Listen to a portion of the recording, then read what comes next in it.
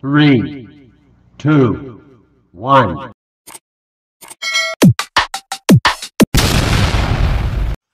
Hello, hello, hello, hello, hello everyone! Magandang araw po sa inyong lahat. It's me again, ang inyong kusinerang Ashumera. And for today's vlog, magluluto po tayo ng potato chips. Let's go! So, ang first nating gagawin guys is babalatan natin yung patatas na ating gagamitin. As you can see, yan, babalatan lang po natin. Mas maganda sana kung meron tayong peeler para mabilis lang siya balatan. Ang next natin gagawin is hihiwain natin ng maninipis yung patatas. So, nakikita nyo, sinaslice ko lang siya ng sobrang nipis. Maganda sana guys kung meron kayong slicer kasi mas pantay yung nipis nun or yung pagkahiwa. At dahil wala po tayo noon, so magmano-mano muna tayo. So medyo matrabaho siya guys.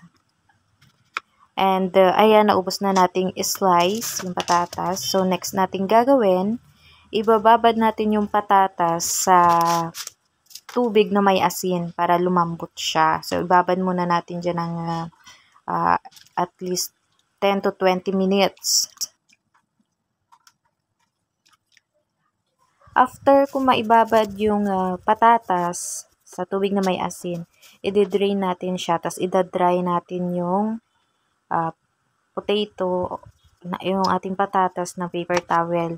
Make sure guys na tuyo siya para kapag kinoat natin siya ng cornstarch or ng flour, hindi siya ganun kakapal. So tulad ng ginagawa ko, yan. Nilalagay ko yung patatas sa cornstarch kasi yun lang ang meron ako. So, kung wala kayo cornstarch, pwede naman flour. And then, maglagay tayo ng mantika sa ating mainit na kawali. So, ang ginagawa ko guys, para malaman kung mainit na ba yung mantika, tinutusok ko siya ng toothpick. So, ibig sabihin, kapag nagbubble na yung toothpick, mainit na po siya.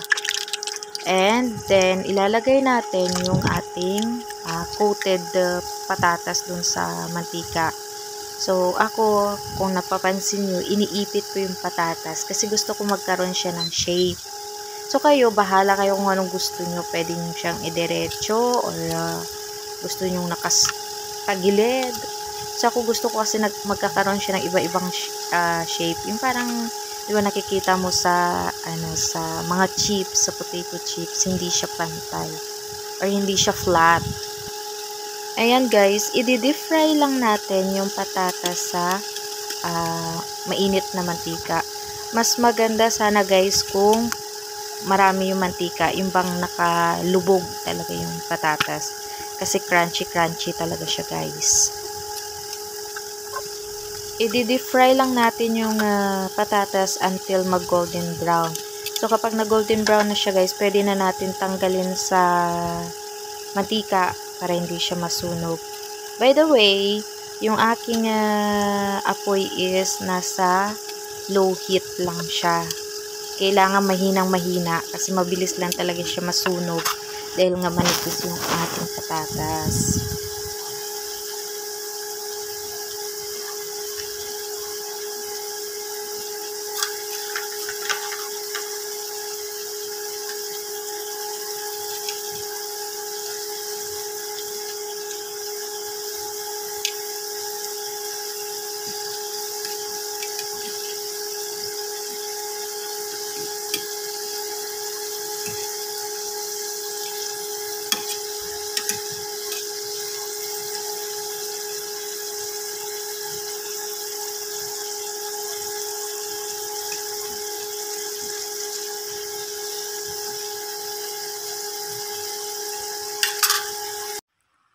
Ayan guys, luto na po ang ating potato chips.